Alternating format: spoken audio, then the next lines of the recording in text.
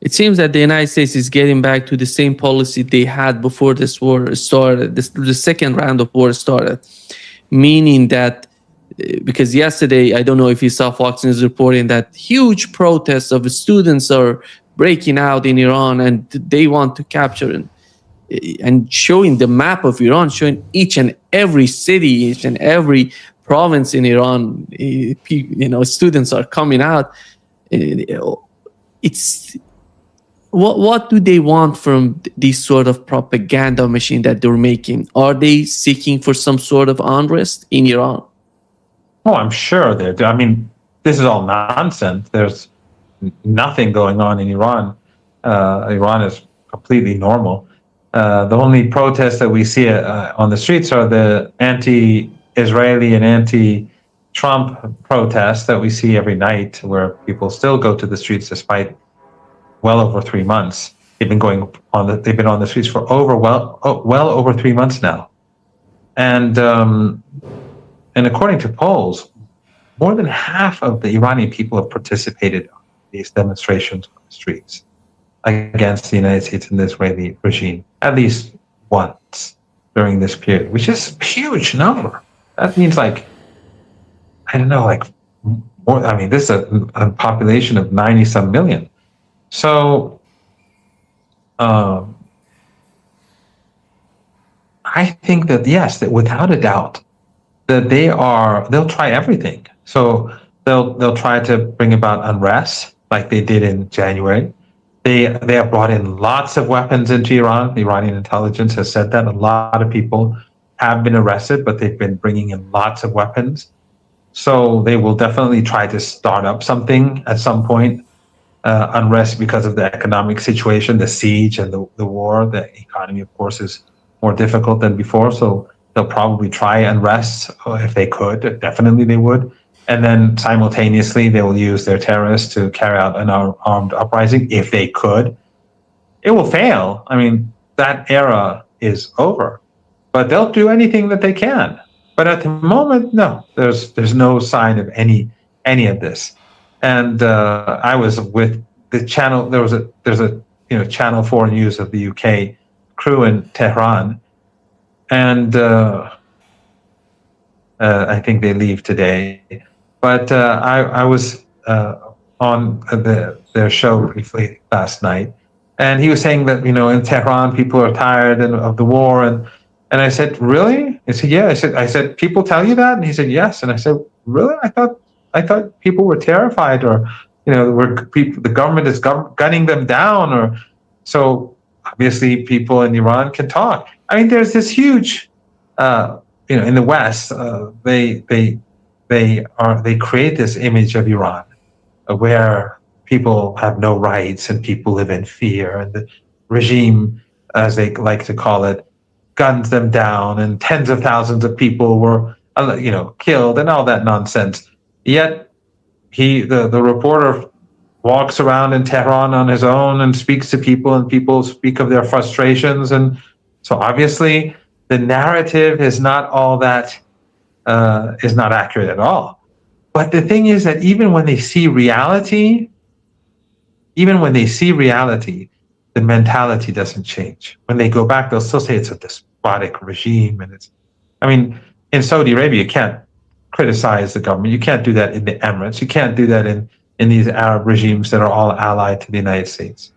And of course, in Germany and Europe, you can't support the Palestinians, as we've been seeing, or in the UK. You can go to jail for that. If old Holocaust survivors holding placards against genocide can go to jail in the UK. So the narrative won't change. And so it's easy for Fox News to have their viewers believe this nonsense. But and in future they may actually try to attempt to bring out unrest through the sanctions and the siege, and they're funded and the people who they fund and they're terrorists. But it's not going to change anything. Nothing will change. We know that Iran is hitting the targets in Iraqi Kurdistan. What is the fear in that part is the United States sending more weapons? Are they trying to do something on that border? That's why Iran is attacking and hitting over, and they're literally smashing everything in, in Iraqi Kurdistan. What is that? Well, they're striking bases, and those bases are tolerated by the local Kurdish government in northern Iraq. The Kurdish government in northern Iraq is an ally of the Israeli regime and the United States. And the Israelis and, of course, the Americans have a huge presence in northern Iraq. So the Americans, the Israeli regime, British, French, they're all working with these terrorist organizations against Iran. And so the Iranians are striking them because they know that Trump has mobilized them for a potential attack in Iran. And apparently there are 5,000 or so of these terrorists. And we see the same in Sistan and Baluchistan on the border with Pakistan. The United States, the Israelis, and their allies, they're funding the Takfiris. So the Takfiris and the separatists are all collaborating with the Zionists. And yeah, I think it was yesterday or the day before that there was a major operation in Sistan and Baluchistan. I think they killed 5 of these terrorists in 4 different cells and captured 19 others. They were about to carry out suicide attacks and other assassinations and so on. So they're working on the inside Pakistan with these terror groups in northern Iraq, where the central government doesn't have much control, and of course in Pakistan the central government doesn't have all that much control in these areas either. And of course that's how they bring in guns. That's how they bring in weapons. That's how in January they killed hundreds of police officers. They sent in large numbers of weapons and they had their own people on the ground to stage that semi-coup. But it failed, and I have no doubt that it will fail again if they try something. But the Iranians are constantly striking at these groups to keep them off balance and to weaken them, so that if at some point there is another war, because what the plan is that when the Americans attack the Iranian islands and the mainland and carry out operations deep inside Iran, and they carry out airstrikes across the country, that these groups in northern Iraq and in Sistan and Baluchistan from the Pakistani government, from the Pakistani border, would all assault Iran at the same time.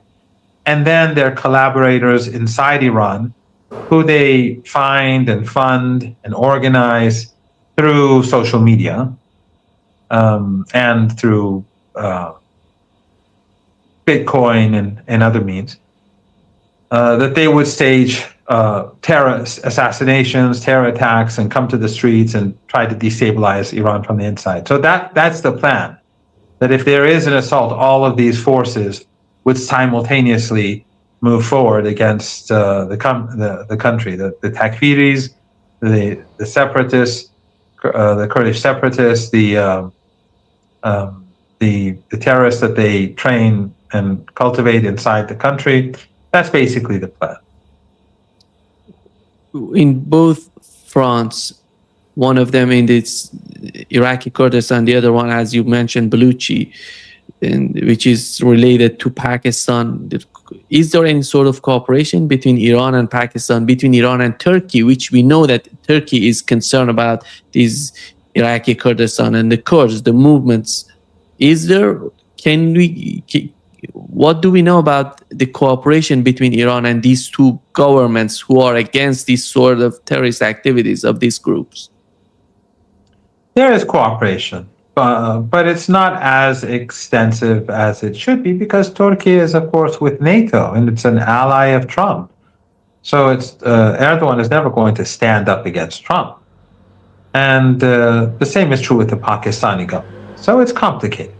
Iran is self-reliant. It's not as if that there's a huge amount of collaboration. Pakistan, of course, has limited control over its borders, the border area with Iran. Pakistan's, because of the it has poor relations with the Taliban. It is has terrible relations with India. It's an impoverished country for the most part. So its a border infrastructure and its security infrastructure near Iran is lacking. And Turkey being a part of NATO, after all, Turkey is also continues to transport oil to Netanyahu. So oil from Baku to Netanyahu. So it's complicated, but there is cooperation. But there's always a limit. I mean, there's also cooperation with the Kurdish government in northern Iraq, but there's also cooperation between them and the Israelis. So, it's complicated. It's too complicated. But when it comes to Lebanon, Professor, many people want to know if the acts of resistance is serious in the total withdrawal of Israeli forces from Lebanon. Absolutely. Because that is, if there's going to be a deal, that will definitely be a part. There's no way, not 0.01% a chance that Iran will separate the Lebanese file or the Palestinian file, but in particular the Lebanese file, because as I said, in the Gaza file there is a ceasefire which was endorsed by Erdogan and Abdullah and Sisi and all these others. But anyway, that's a different tragic story. But there's not a chance in the world that the Iranians will sign a deal with the United States and allow the Israeli regime to strike Lebanon or to occupy Lebanon. They have to go back to where things were before this war. Yeah, but because there are two sort of conditions related to each other. We know that Hezbollah has started attacking Israel because of Gaza, because of the attacks on Gaza. They started attacking the northern part of Israel. They said they have to evacuate their homes.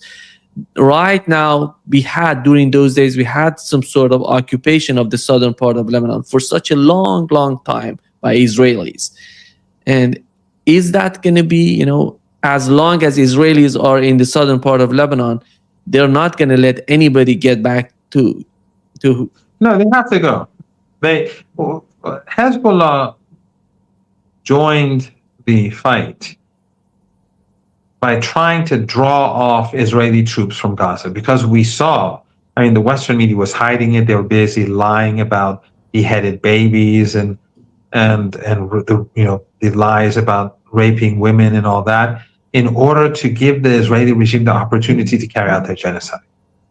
They wanted to give them cover to wipe out the Palestinian people. And we saw the intention for genocide. We saw the statements that there are no innocents in Gaza. They were saying it from the beginning. It's all there. Anyone who wants to just read some of them, all they have to do is go to the South African complaint to the ICJ. It's online. That's full of quotes from these monsters who rule the regime, saying how they're going to wipe out the Palestinians. The genocidal intent was clearly there. So Hezbollah basically went in and drew away about, I don't know how much exactly, half of the 40%, half of the Israeli army from the south, from Gaza, in order to give the Palestinian people a chance. And they knew that ultimately they would be targeted and that the Israeli regime would bomb homes. The Israelis began to bomb civilian targets in Lebanon. Hezbollah did not target even civilian homes in northern occupied Palestine first. Only after the Israeli regime began bombing homes did they begin to retaliate in order to create deterrence. But they drew away those forces, and if it wasn't for Hezbollah, the Israeli regime would have overrun Gaza. They would have had much more resources to do so. So the heroic role of Hezbollah and its supporters, which include people from all communities in Lebanon, is something that will never be forgotten. And they're paying the price. And so it's Iran's responsibility to support them. And there will be no agreement with the Americans until the Israeli regime withdraws and ends the killing. What's the status of the Strait of Hormuz as we talk today? During the war, the attacks that Israeli attack on Dahi, Iranian response, then Iran said that the strait is closed. What is the situation right now? I read that some ships are going through, but they're very small. They're very small. And one thing I should point out here: sometimes you read in the Western media that ships are or quietly leaving passing through the Strait of Hormuz with American assistance. That's all nonsense. No ships are going through without Iranian consent. And the New York Times and the Wall Street Journal and others, they lie about this. But all they have to do is name those ships. I mean, if those ships were in the Persian Gulf, they're known entities. If they're no longer there, it's clear who they are. All they have to do is say this ship, this ship, this ship with these goods. They're now wherever. The only ships that get through are the ships that go through with Iranian coordination, and of course they have to pay a fee. But those ships are not named by Iran, or because they don't want to get that, because of the Americans threaten them for sanctions, they pay fees. So the Iranians don't say much about them, and they go, but they pay a fee. The strait is controlled by Iran. They kept it shut for a number of days, but I think they let some ships through this morning or late yesterday evening. I'm not sure how many, but Iran controls the strait. Netanyahu said we attacked Iran because they wanted to attack us with nuclear weapons. What is that? I was shocked when I heard this. Why be shocked? You should never be shocked with Netanyahu. Anything he can say. Someone is going to attack us with nuclear weapons. When you have that policy, when you have that sort of strategy in your arsenal, in your sort of strategy that you're going to attack other people with nuclear weapons. Nobody has ever threatened Israel to attack it by nuclear weapons. But don't you remember just a few weeks ago, Trump, like there were these kids with Trump, and then he was saying that the Iranians were going to use nuclear weapons against us and all that, like, to these kids. I mean, we're dealing with people who have no sense of morality, no honesty. Western media has no morality, no sense of no honor. I mean, the Western media could have ridiculed him and attacked him. They don't even cover the genocide. When infants are killed in the West Bank, they don't cover them. When families are burned alive in Gaza, they don't say anything about them. When apartment blocks are flattened in Lebanon, if they do say anything about them, they'll say it's Hezbollah target. They'll flatten Beirut and they'll still say Hezbollah targets. This is the West. They don't have any expectations. They'll say the most outrageous lies, and still a segment of the Western population will accept it. But I think most people in the West have woken up. They've made a grave mistake through this genocide, because across the world, people have woken up, and in the West, despite the huge amount of propaganda, people are waking up. And each day of genocide and criminal behavior is only entrenching that hatred and waking up more people. I think by now everybody knows how powerful and how serious Hezbollah is attacking or is defending Lebanon. But the problem, many people, the doubts are, is that going to continue because of what's going on with the Lebanese government? Are they going to start something against Hezbollah? Is there, or are we going to see some sort of civil war in Lebanon that would weaken Hezbollah under sort of a strategy against Israel? These are important questions, I think, which is related to what's going on in southern Lebanon, which is related to the total withdrawal of Israelis from Lebanon. And how do you see that happening? How do you see the situation in Lebanon internally within the Lebanese society? Well, I think people in Lebanon are seeing the reality. I mean, there is that segment that is just bound to the West and bound to these regimes that promote Takfiri ideology, and nothing can be done with them. They'll just lie, and they'll produce fake narratives. They'll always do that. We see that everywhere.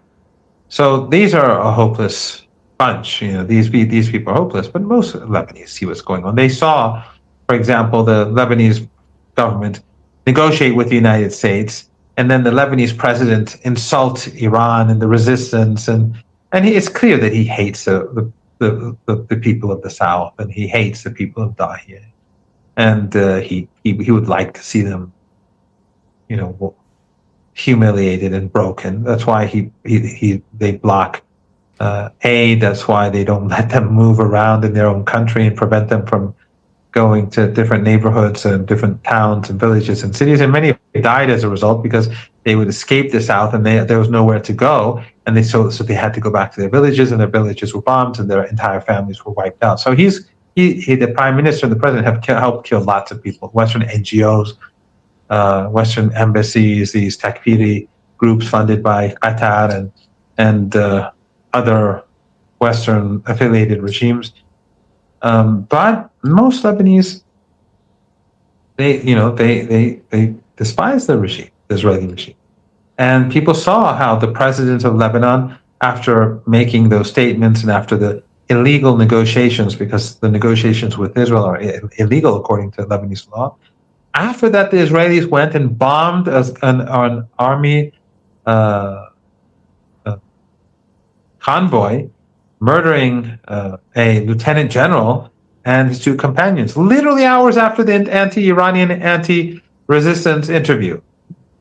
And literally a day and a half or 2 days after the negotiations and the agreement between the Israeli regime and the government, the installed government in Beirut and the United States. So people see the reality. And people are waking up, just like during the war, even though these Arab dictatorships in the Persian Gulf were promoting and continue to promote anti-Iran propaganda, people across the Arab world were cheering for Iran because they know that these regimes are just US proxies and in the pockets, their wealth in the pockets of Trump and the likes of Trump. As Trump himself said, he milks them.